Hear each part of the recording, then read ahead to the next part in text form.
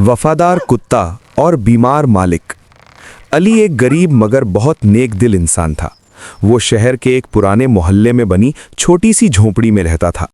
उसकी जिंदगी में अगर कोई सच्चा साथी था तो वो था उसका वफादार कुत्ता शेरू।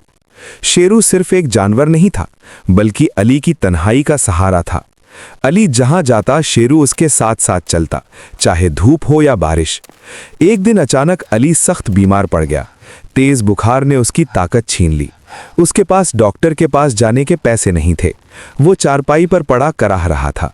शेरू उसके सिरहाने बैठा उसकी सूरत को देख रहा था। उसकी आंखों में बेचैनी थी, जैसे वो सब कुछ समझ रहा हो।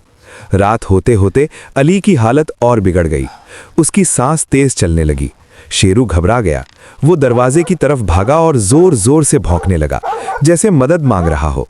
शुरू में पड़ोसियों ने ध्यान नहीं दिया, लेकिन पूरी रात भौंकने की आवाज आती रही। सुबह एक बुजुर्ग पड़ोसी बाहर निकला। उसने शेरू को रोते हुए देखा। अंदर जाकर देखा तो अली बेहोश पड़ा था। वो घबरा गया और फौरन लोगों को बुलाया। सबने मिलकर अली को अस्पताल पहुंचाया।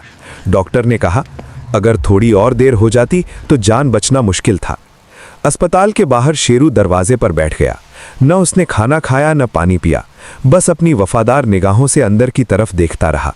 दिन बीतते गए, लेकिन शेरू वहीं रहा, धूप, ठंड और बारिश में भी। कुछ दिनों बाद अली को होश आया।